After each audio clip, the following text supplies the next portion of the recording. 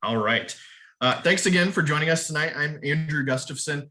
During the day, I'm the curator of interpretation at the Johnson County Museum in Overland Park, Kansas. In my free time, I have the honor of serving as the president of the Heritage League of Greater Kansas City. I'd like to point out our other officers and board members tonight. Steve Novak, our very new vice president, accepted the position tonight. Steve Sitton, secretary.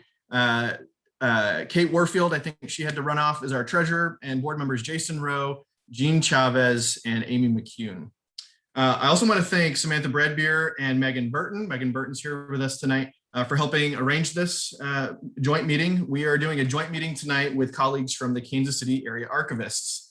So thank you all for joining tonight too.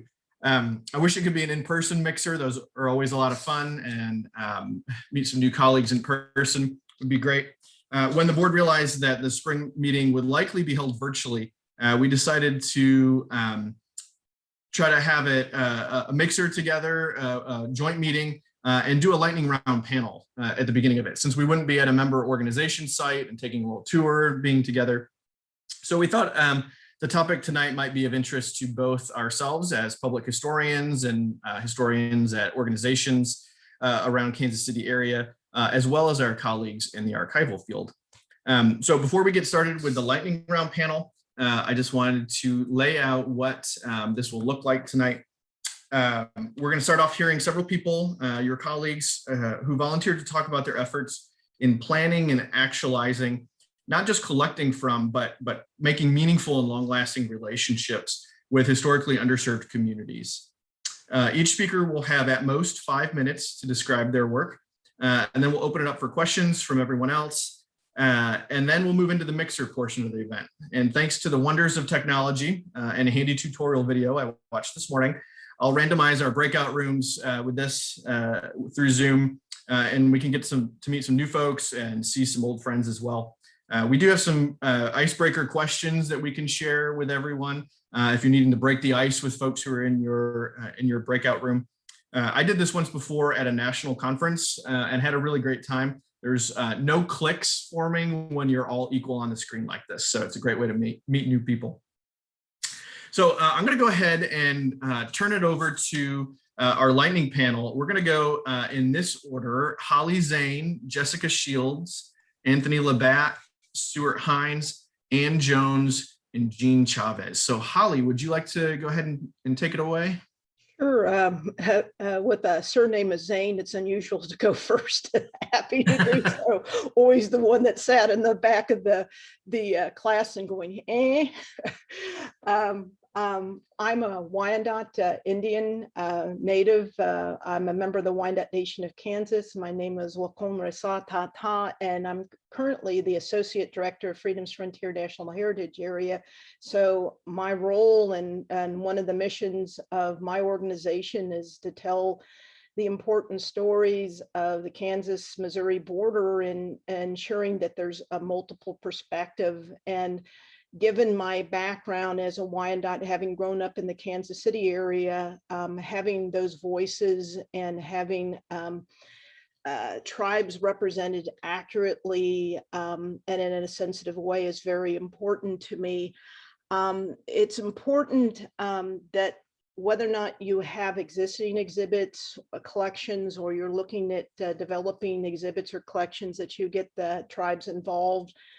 And whether or not you can get them involved in the beginning or tour them through. I know when the Nelson changed their exhibit in the last 10 years, they had my tribe walk through it, and they were very sensitive to how they presented the materials and actually made quite a few changes based on our input.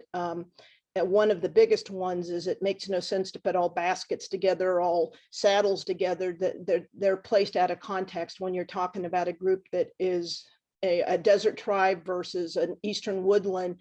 It makes more sense to put them in context to the geographic area, and which also gets it more into traditions and what items they had access to. the biggest issue, I think, is don't assume that there's a huge difference among tribes, that it's important that your images, even your advertisements, be accurate. That if you have an image on there and it turns out it's an Osage and you're promoting Lenape Wyandotte history, there's a problem there. So making sure that not only the words, the context, the sensitivity there, making sure that you're identifying the tribes specifically. I won't say what organization, but I know Will and Steve know that I told them that I was on a presentation recently that was virtual, and it was involvement of tribes in the first wars, the first battles of the American Revolutionary War. And throughout, it was the Indians, the tribe, never saying who they were. And when they finally did refer to us, they referred to us as savages.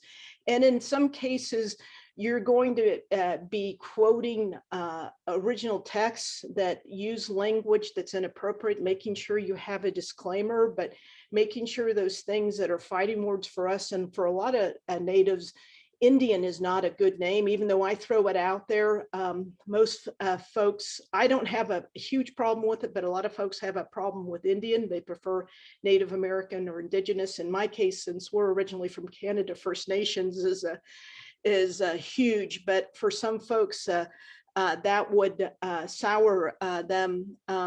Also making sure you get tribal names right, the Lenape versus the Delaware, the Wyandotte versus Huron. Huron is our name in Canada and very insulting. The Ho-Chunk Nation versus the Winnebago. Also having land acknowledgements within your exhibits too, to say, you know, there's in my tribe and most tribe, there's not a word for saying it's my land. It's usually, here are the people that are standing on land where such and such used to live. And having that within, also seeing if you can add some of the traditional language within your exhibits too. If you've got a card that says baskets and they're Delaware or Lenape baskets, is getting that language also from a linguist within the tribe too. Also telling the stories of the individuals within those tribes is very important. That's how we connect, and how I think the world connects and has a better understanding of people, as if you show exhibits very broadly, but then you can tell individual stories, and understand that when you're telling the stories of tribes, we're all immigrants. And that if you just tell the story of the, say for my example, my tribe, or my associate tribes, the Delaware and the Shawnees, if you forget all the 20,000 years of history before our immigration to Kansas, you're not quite giving it full strength. That the current history is brick upon brick of past, including federal Indian policy, how it's changed from looking at tribes as foreign nations to looking them as dependent children, and the trust doctrine, the Indian Removal Act. All of those things are very important in terms of shaping your message of the history of those tribes. It may seem like it's ancient history, but a lot of what looks like ancient history is still very much lived by Native people now. Whether or not it's the boarding schools and having generations of parents that don't know how to parent their kids, or having lost their language, or having lost their culture, their songs, their dances. But it also having to go into federal court all the time to reinforce treaty rights. So something that happened in 1620 or 1630 in Missouri are still being litigated as you speak today. I've been working with the Oneidas of Wisconsin. They're still upset about the treaty that they lost land in Wisconsin and were given land in Kansas. And a lot of you don't know the Oneidas were once in Kansas, but they were down by Fort Scott. So The other thing is don't assume there's a huge difference between tribes. My tribe is as common between myself and say the Navajo as a Japanese person is to a Norwegian in terms of religion. So there's no way you're going to know everything. There's no way in terms of resources reaching out to Indigenous Studies professor, student there, but what we can do is be a resource for you to point you to someone that knows more about the history. I'm an attorney. I've practiced in federal tribal law. Reaching out to Kansas, KU has a wonderful tribal law and government section where you can reach out to them to review whether or not your legal descriptions are correct. But yeah, it's, to me, the best thing is to reach out to a tribal member to get them to review either a current exhibit or one and you can spruce it up, or one that you're thinking about. There's also some resources that I've been including in our Monday minutes that we send out to partners. And that includes the Organization of American Historians, which I've just recently become a member. And if you know Diane Miller, I'm going to be speaking on Indigenous folks that are abolitionists, which is my tribe.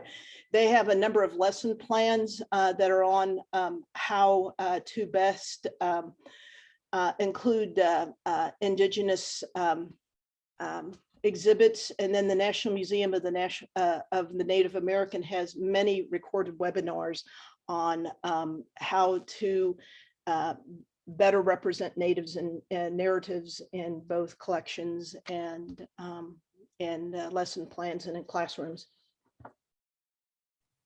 Sorry, I hope I didn't go over the 5. No, you're good. That's perfect. Thank you so much. That was wonderful. Thank you. Good job. Thank you. Next up, we have Jessica Shields. Thanks, Andrew. All right, so hello everyone. My name is Jessica Shields, and this year I had the honor of working as a GA in Emporia State University's Special Collections and Archives. This is a bit of a bittersweet presentation for me, as it's my last responsibility for the position. However, I'm super excited to share about the collection that I've been so lucky to work with over the past academic year. In the winter issue of the KCAA newsletter, I wrote a blurb about the future plans for Black Emporia Interpretations and Connections collection located in Emporia State University's archives. This presentation acts as a follow-up to that piece, as well as an introductory to the collection for those who are hearing about it for the first time. I'm going to attach a link to a Google Doc in the chat, and it has links to all the programming that I'll discuss later on. However, the Google link, since it's Google link and it was original Word document, it might get a little wonky, so I apologize for that. So there's that for everyone. The narrative for this project arose in the late 1990s when a group of 3 friends gathered together. The ensuing conversation between Nellie Essex, Kara Marshall, and Elizabeth Williams discussed the distressing fact that many of the stories from Emporia's Black community were becoming lost and forgotten. The thought of these voices being lost to time drove the group to spend the next 3 years gathering oral histories and other sources that depict the narratives for this community. They started with capturing the stories of their family, friends, and then kept expanding throughout the community. After collecting numerous stories,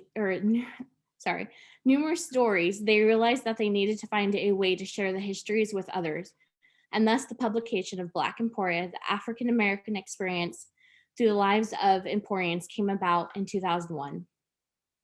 The oral histories, family papers, and research materials that accumulated during this process were donated to ESU Special Collections and Archives as the Black Emporia Interpretations and Connections collection. As the anniversary for the 20th year of the book's publication draws closer, we are once again faced with the realization that these stories are disappearing.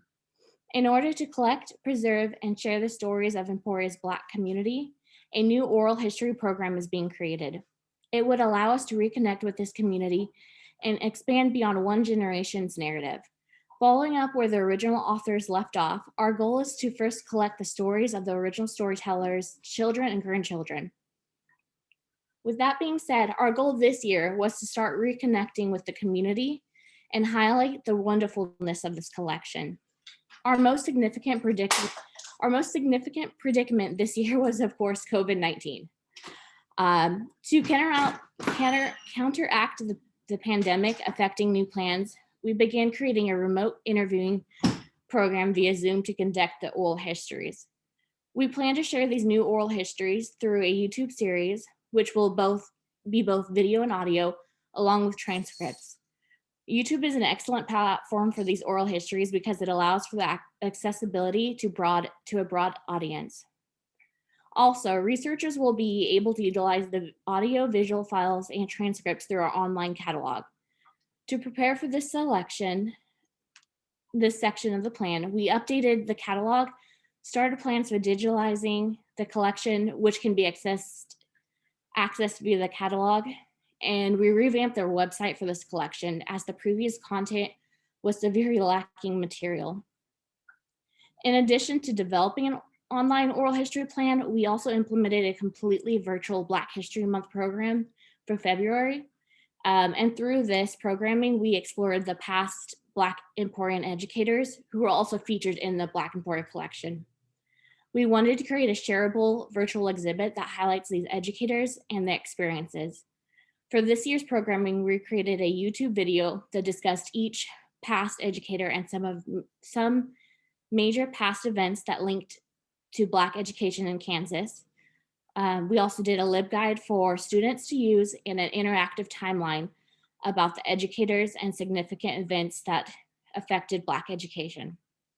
Through this programming, we achieved broadcasting our collection to the community, and we hope that these steps will help with the next phase of the plan.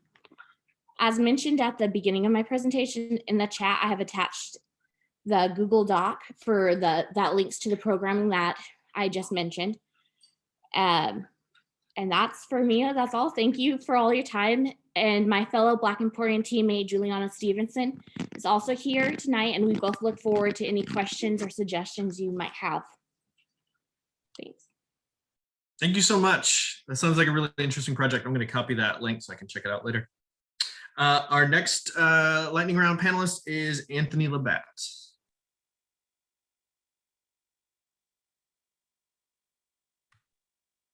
You're not muted, but I'm not able to hear you. Am I the only one?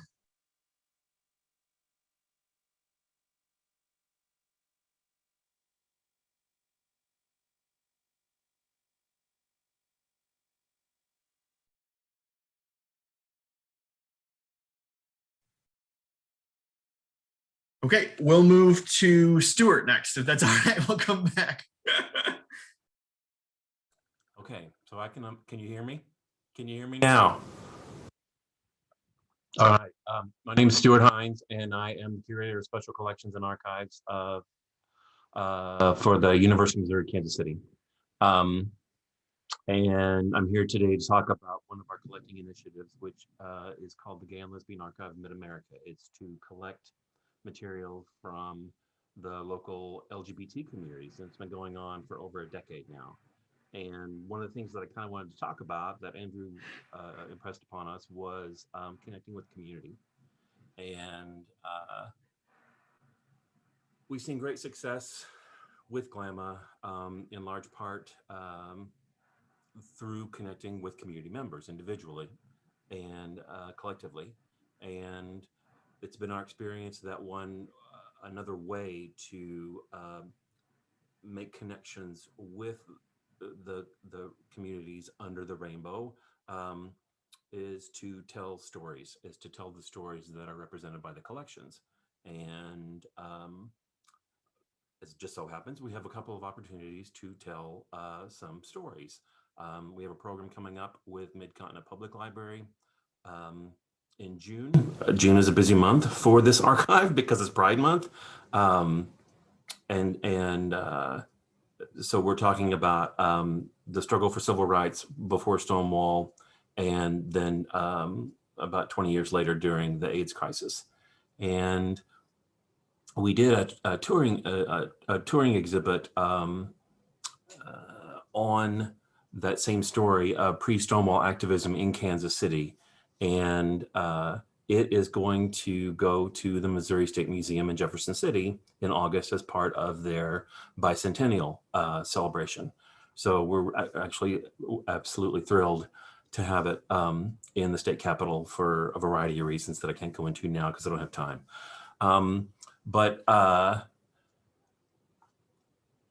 To stay connected to the community, you have to pay attention to the community, right? And so I recently learned that a HIV/AIDS organization called Thrive is being absorbed by a national endeavor. And I forget what it is called. It's called Vivid, I think. But Thrive started as the Good Samaritan Project, which was the first community response to the AIDS crisis that was founded in 1985. And so I reached out to the executive director and asked her if there were opportunities that we could manage to help preserve that local connection on that local story. And I met with her a couple of days ago, and I thought we were just going to talk, but she had 2 boxes of stuff to give me. So it all worked out really, really well. And then I think, again, circling back to connections, I think a way that you get feedback that you're making those connections is when community organizations reach out to you for help. And a couple of things have landed in our lap this week. The Kansas City Center for Inclusion, which is the community center, is moving to a new space. They've been at 39th and Main in Midtown Kansas City for several years, and they're moving over to Broadway in a space above a bar called Woody's. And they've received some flack for that. And so they are looking at ways to contextualize their experience within the broader narrative of LGBT history when bars served as quasi-community centers. That was the only place people could meet. That was the only place people could gather in a safe space. And so we're going to meet with them and see what we can make happen.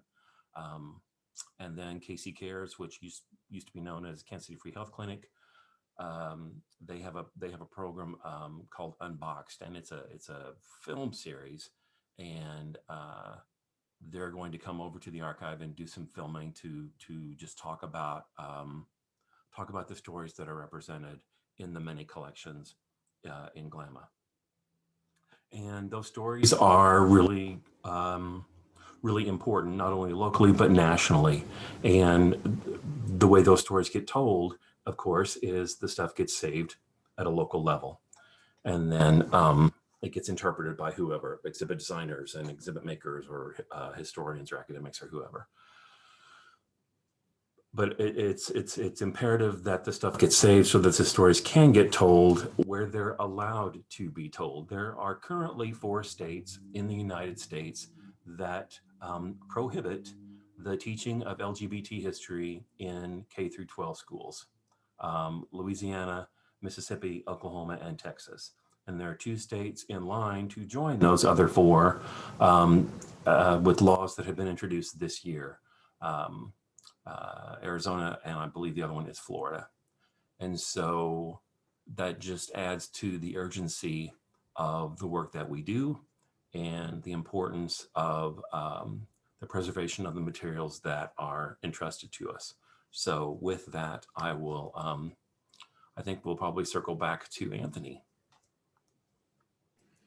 Please tell me this is on. Oh, thank LaBuddy, which is where I work. I would also like to point out that Stuart gave me some guff about staying under 5 minutes. So look at this man taking 7 and 8 over here. But anyway, with all the jokes aside, thank you so much for having me. I am here to pretty much give kind of an update on a project that I think it was back in November with KCAA that we, my colleague Sandy Rodriguez and I talked about a lot, which was this project surrounding what we currently call our 1968 riot collection. However, what came from that was an exhibit called 8 Days in April, the story of the 1968 uprisings in Kansas City.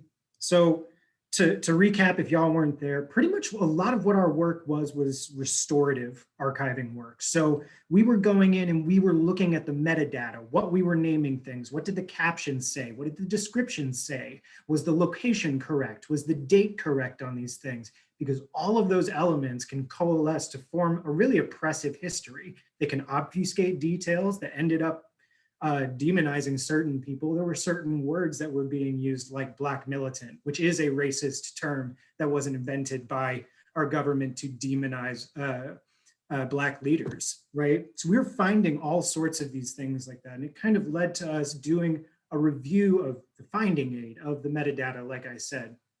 And then we got this wonderful opportunity to create an exhibit. Sandy and I's original work was a case study on a previous exhibit on the same subject. So to be approached to do something like this again was a total gift. And the update portion of it is now live. I'm going to drop it in the chat here. For those of y'all that were enjoying some tunes, this is the exhibit I made the playlist for.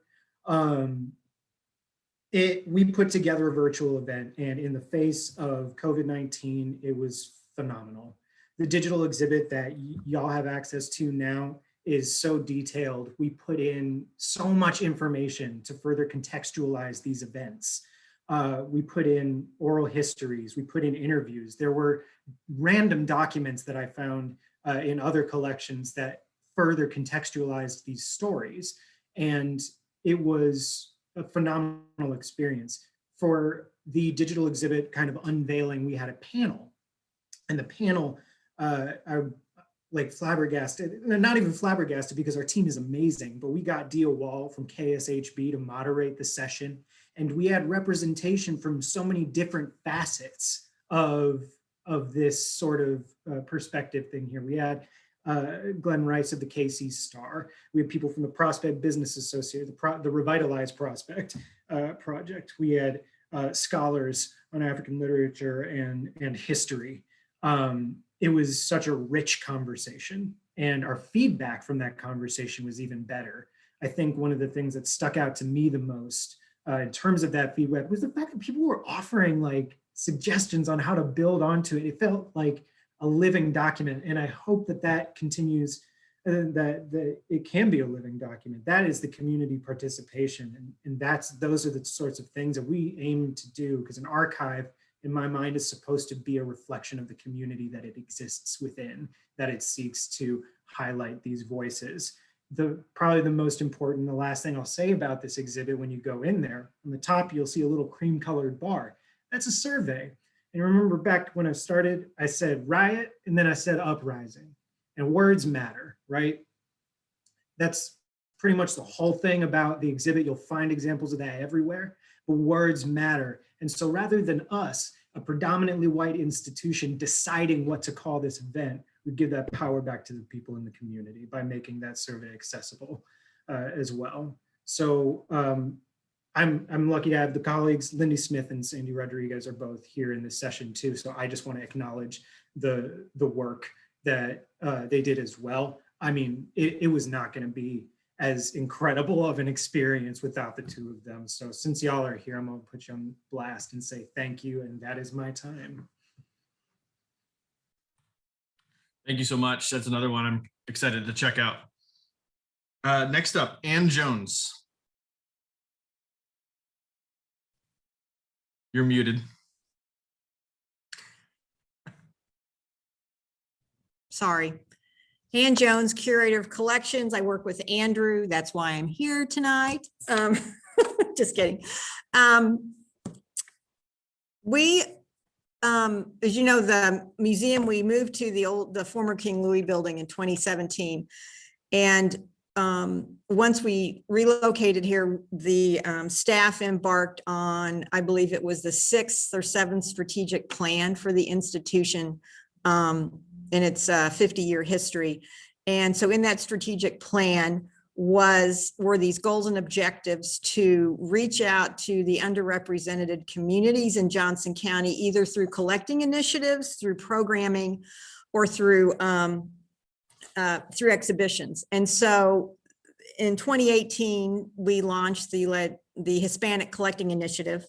And we hosted an event in October of that year. And I will tell you, it's not easy collecting. I think from any community, but I think what for me is Johnson County has had a Latino community since the turn of the century. And these are families that lived along the railroads, that their parents came from Mexico to work. And these families have been here. I've been in touch with the second and third generations, and it's, you know, some museum curator out of the blue calls them, and all of a sudden their history is important. And it's really hard. I consider myself a very genuine person, but it's really hard to build trust, that you're not just calling them to get their story or to get their stuff, and then they don't hear from you again. And so when people say, well, how much have you collected? And it's like, we really haven't collected anything in the last couple of years because we're still trying to build those relationships. And it's just not after you collect their information or their stories or their photographs, the relationship continues. And I think that's what's really, not necessarily a challenge for me, but I think as an institution that those relationships continue on, because we want those donors, those people to become part of the museum. We want them to be museum goers. Maybe possibly they become a board member, that they become involved in the museum. So it's not just about collecting the stuff and then not speaking to them again. And the COVID has really thrown a wrench in it, because you can't meet in person. And so when the initiative started in 2018, I'll tell you, it was rather slow, because we did have some contacts through Andrew and Sandra, and we followed up with these individuals, and many of them are people who have been in the community for a long time, and they're well known. But then Andrew mentioned, you know, there's all these families that lived around the depot towns, and so we had our visitor services manager, Sarah Vasic, go through the census records, and there were large communities of people from Mexico who had come here to work on the Santa Fe Railroad. And so two things have happened. So I have been able to find some of those family members that when they're now in their 80s and 90s, they were children when they lived near the depot. But we've gone back into our collection because there are photographs, school photographs taken of the one-room schools in some of these depot towns. And there are Hispanic families in these photographs. And in the search records, you know, when you go to search, you can't search for them because there's no descriptive in the, you know, in the written description. So we have about 12 or 15 photographs. Andrew, can I share my screen? Where'd he go? Yeah, go ahead. Okay. So can everybody see this photo? Yeah. Okay. So this is a photo of the Clare School. Clare was on the Santa Fe, little town on the Santa Fe Railroad. This photo is about 1945. And so the children were identified, and but as we did some more research, we went back into the census and found the family, and I know I'm not pronouncing this correctly, but it's the Ayala family, and this is Amparo and her brother, Cristobal. And so what we did was go back and find their parents' obituaries. And that's where we found the story about their dad coming to Johnson County through Mexico, Texas to work on the railroad. So one of the things that has happened through this initiative, which was not planned, was we've gone back into the records in Past Perfect and have added all this additional information for these families. And let me show you one of the records. So down at the bottom in the notes section, we found the obituary for the father. We added information about some of the family members that we knew. And then we did a Hispanic Heritage Month. We did several Facebook posts last October. And those posts are also copied into the notes field of this of these photographs, so that all this information that's been gathered and it's been written and shared is there now as part of the permanent record. And so that's kind of a positive thing that has happened as part of this initiative. As we've gone back into the collection, it's like, we got to go back in and figure out a way in the descriptions to come up with some kind of descriptor. So when we search for these communities, we can find them. And then, and we have our our intern from UMKC, public history intern, and she's gonna hopefully help us with that, because all of our photographs with African Americans, they're noted as African Americans. So you can search for those in our collection, but you can't search for any other community because, you know, we didn't think about that. The other thing that's happened is, and I'll just show this, it's hard to see. This is a yearbook from Stanley, Kansas, called the Marooner. 1949, there was one family that lived there whose parents worked for the Missouri Pacific Railroad, and there were 6 children. And I found the 3 daughters that are still living here in Johnson County, and they're in the yearbooks. But when I go back and look at these community histories that were written in the 1980s and 1990s by very well-intentioned people, these families aren't mentioned. And they were the only family, Hispanic family, living in the Kenneth area. Their dad helped operate worked on the railroad there. So going back through things like the yearbooks to see, are there families, and how can we identify them, and how can we note them in our collection so that they become accessible and not hidden, you know, like this. So that's kind of been a positive, an unexpected positive thing that's happened from this initiative, is going back into our collection and re-identifying individuals and histories. And then I will say that we've been working with, we've got a couple of people in the community who have helped share names of individuals with us that we've been talking with. And I think one of the challenges is, who do we need to talk to? Because they can give you lots of names and you want to visit with everybody, or I want to visit with everybody, but who are those people that we really should be talking to? And it's not just the people who are active in the Chamber of Commerce. It's the families that came here and they were just families. They weren't really notably involved in the community, but they came to Johnson County and lived their life. And one of the families I spoke with, they're the parents of Chris Hernandez, who is the public relations officer for the city of Kansas City, Missouri. And they have a whole history of coming to Kansas. They still have some of the items that they brought with them from Mexico. And his mom, when I called her on the phone, she's like, I don't know why you want to talk to me. We didn't do anything important. And I'm like, well, you don't have to do anything important. So I'm still trying to communicate with her, and I don't want her to feel like I'm being pushy, but that's a story that needs to be told too, even though, you know, there are a lot of families that came here and they just lived their life. And those stories are just as important as, you know, people who are on a lot of the community boards and stuff. So this is going to be ongoing.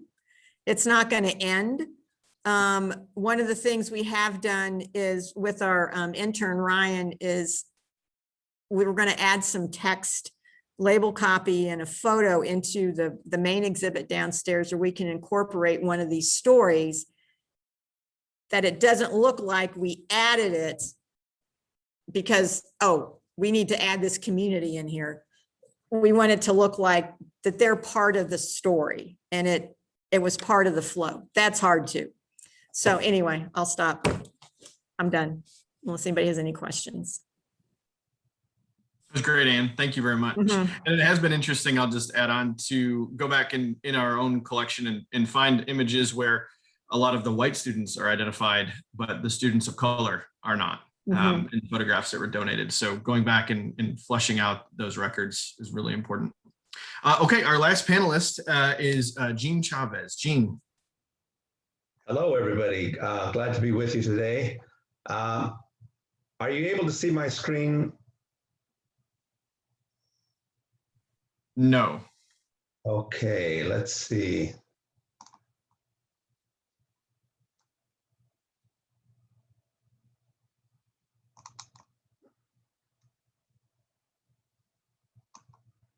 How about now?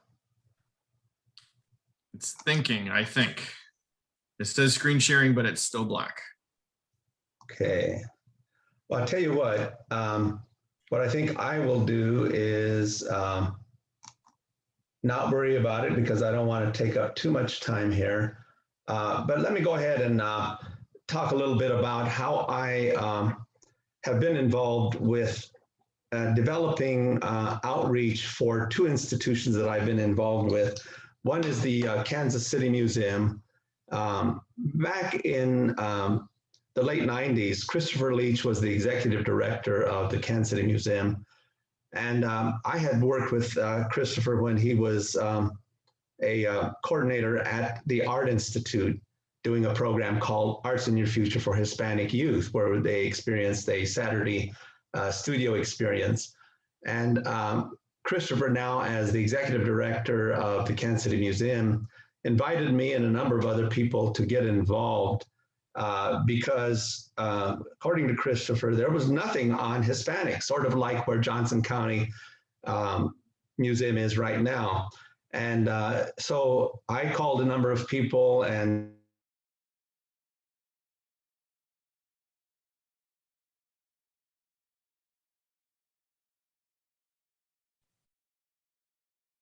Are you with us, Jean?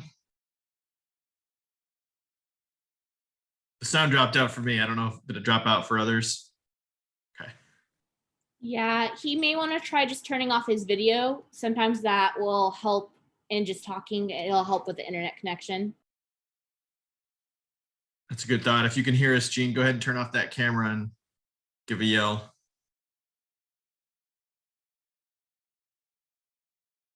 While we wait for him to reassess, do we have any questions for any of our panelists so far? Feel free to throw them in the chat if you don't want to speak out, or if you'd like to unmute and ask, that's great too. Hello. I have a question for, do I say Miss Holly? Is there a certain like name I put before your name or just Holly? My name's Holly, but my Wyandotte name is Wakonrisa Pa, which means she who extends her paw. Ooh, like that. It's more of an Aesop fable. Most of our traditional names are sky, stars related. Like my sister is Yawn or Runaway, which means a voice that floats from the sky. And Oh, I love that. Tribal clan names that have gone on for 20 to 30,000 years. Nice. My particular question is because like for me personally, how I always dive into like history is like I like to start through folklores. Is there any particular folklore that is allowed to be shared through Wyandotte? Because I know there's some Native American tribes that their folklore is very private in their tribes. There are certain things that are part of ceremony that like you can't take pictures, and we're traditionalists. You know, a lot of the folks that lost their traditions through boarding schools, and my family included. I've got two babies, family members that are buried out in the Haskell Cemetery, the baby cemetery, when it was a boarding school. I have family that graduated when it was a university, but also those forcibly removed from their homes and put in the boarding school. But in terms of we're so different. We're the only Iroquoian tribe, matrilineal and matriarchal traditionally in Kansas. And if most people think of us, you're thinking of the Iroquois Confederacy tribes in New York, and our tradition is the creation story of Sky Woman, who fell through the sky when there was no land mass, and it was the animals that kept her from drowning. First the geese, and then a large moss-back turtle came up from the water, and one by one animals died trying to put soil on the back of the turtle. finally, the one that did it is the Mud Eater, which is Matthew Mud Eater is one of our chiefs. It's a surname in our tribe. And what's different among all the Iroquois tribes is who is the Mud Eater. If you talk to the Seneca, they think it's the otter. In our family, it's grandmother toad that puts out wah, and died. And Sky Woman, who had grabbed the sacred plants, ended up falling on the earth and started dancing and kneading in the sacred plants. That's how we got strawberries, trees. Strawberries are sacred to women. But most people, look at her as a god. She's not a god, but she's more like, if you remember Pocahontas, she's more like Mother Willow. She's basically the mother of earth and everything with it, although she did give birth to two sons, a bad son and a good son, and the good son was the one that brought humans into the world. Okay, great. That's awesome. Thank you for sharing that with me. You're welcome. Thank you. Thanks for sharing. And her name was Antanzik. And there's a new book written called The Sisters of Antanzik by a professor called LaBelle in Canada, writing about women in my tribe. She's also written a book called Dispersed but Not Destroyed, about our original homeland, which is on Ontario, Canada, and how we ended up in Kansas as the only Iroquois tribe in Kansas. Okay, great. Thank you. Could you throw that author's name in the chat? I would love to look into that. Sure. Thank you. We have other questions out there for any of our panelists or all of them? And I have a question for you. Here in Douglas County, we're kind of in the same circumstances. We have a Mexican-American community that was connected with the railroad, and very little real connection or relationship with them in the museum. So you've invested some energy in this, clearly. Are you seeing signs that that trust is starting to be built, or what are you looking at to judge whether you're establishing that relationship? That they let me call them back. I mean, with the COVID, I sent them a letter first, and then I had their phone number, and then I called them. And it's interesting because there's two women I've talked with. They're both in their 80s, and they say, I don't have anything to say. And then they start telling their story. And I've talked on the phone for a couple hours with one of them. So I think it's, it does pay off. What the challenge is I have their stories, but both of these women that I've talked with, one of them, the family, they both lived in the Santa Fe section housing when they were kids. They don't have any photos because everything was lost in the 51 flood. And so it's like, Same thing with us.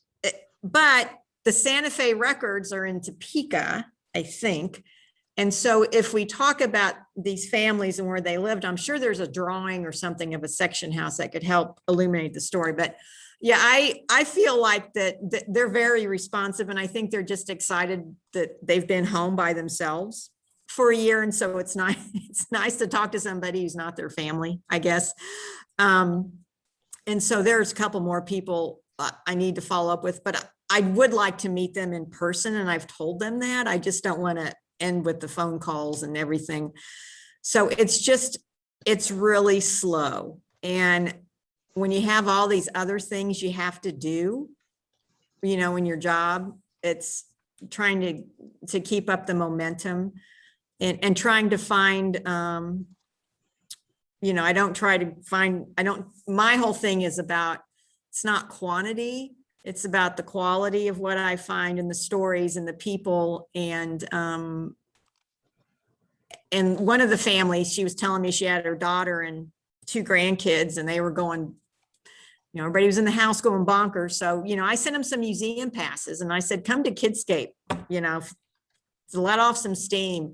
And I think they did come visit. So it pays off, but as I said, it's a long struggle. was a good question, Steve. Thanks, Ann. Other questions out there? I see that Gene has not come back, so he must be having connection issues.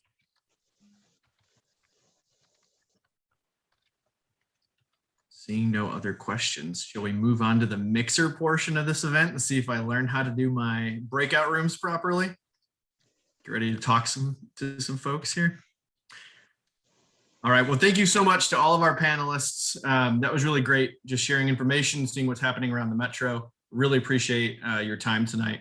I hope you all stick around. I'm gonna do these breakout rooms. We're gonna be randomly assigned. So we don't know who we're gonna get to talk to, so that's pretty cool. So some icebreaker stuff, if you haven't done this before, just who are you, where do you work, what do you do? And if you want to talk on this topic, if conversation starts to fail, what strategies are you using to get representation in your organization and in your exhibits and programming?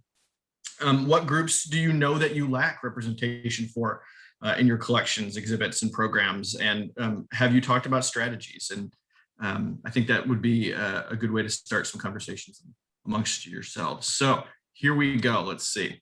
There are, what, 19 of us? So. Andrew, sorry, real quick. Yeah. Where are you going to be posting the recordings? Good question. I'll probably send out a link to it. I think Heritage League has a YouTube page, so I'll probably put it there and send out a link to it. All right, thank you. All right, so we'll do 5 rooms. Here we go. We'll do 10 minutes and we'll come back. Does that sound good to everybody? Jean's back. Oh, great. Jean, are you connected? You're muted currently. Did I get kicked out? I didn't get kicked out, but did I cut myself off completely? Yes. Oh, I'm sorry. That's okay. Yeah. Well, do we have 5 more minutes or Sure. Are we? Okay. I apologize to the group. Let me just give a quick summary. I think that, did you hear any of my presentation at all? Fortunately not. Okay, all right. Well, I started with Christopher Leach being involved with institutions in the greater Kansas City area when he was director of the Kansas City Museum. And I had been working with Christopher when he was directing programs at the Art Institute. Christopher invited me and a group of Hispanic leaders from the community to meet with him because he was concerned that there was no representation of Hispanic or Latino people at the Kansas City Museum. We formed an organization called Nuestra Herencia, which was an advisory group to the Kansas City Museum. And Nuestra Herencia offered the expertise and knowledge of the Hispanic community to launch a couple of exhibits that I curated for the museum. One was about the Mexican music of the greater Kansas City area and the development of that music, and especially the Lupe M. Gonzalez Orchestra and his development of a big band of the 1940s, 50s, and 60s. And his father who preceded him, and then other Mexican musicians that had preceded both of them, many of whom had come on the Santa Fe Railroad and worked as workers on the Santa Fe Railroad, and the meatpacking, as well as the hospitality industry in Kansas City, as well as the garment industry. So it was a very vibrant community. We also curated at the Kansas City Museum the history of the Mexican leagues who played baseball, had their own teams because many of them could not play in the organized teams that companies had developed. Santa Fe had teams, but it was for whites only. So one of the things that we learned is that often organizations in the past have shied away from the counter narratives that are so very important to tell, like discrimination, racism, and the kinds of things that because of the prejudice that existed and negative attitudes towards certain people groups, that their stories have never been told. And from there, I was invited to write. I had been writing articles on history, especially of the history of the Latino community in Kansas City at Kansas City Hispanic News when they started, when Joel Arce started that paper back in 1994. And I wrote history articles for that paper. I was then invited to work with the Wyandotte County Historical Society and Museum to help them begin to build their Latino collection. And they, again, set forth a policy to become inclusive and begin to tell the stories of peoples who had been underrepresented by that society and museum. So far, over the last 10 years, those two institutions have made great progress in telling the Latino story, along with others. We at the Wyandotte County Historical Society have reached out to Chester Owens, a community historian there and in Wyandotte County, and he has shared so many of his stories and the documentation. So often people have their community historians in and of themselves, and I think they themselves are the curators of their own stories. And it's a matter of building relationships, as Anne had talked about. And I think another important thing is that institutions need to allocate some funds, set some funds aside, be willing to bring in not only an advisory committee who serves as a volunteer committee from those underrepresented groups, but also set aside some budgets or go after some money in order to show that it's worth your time and effort and the money that it needs to be expended in order to tell those stories and to document and make them a vital part of your museum. With that, I'll conclude. Yeah, thank you, Gene. That's a great point. Appreciate your presentation. Anybody have any questions for Gene or anybody else who was a panelist tonight?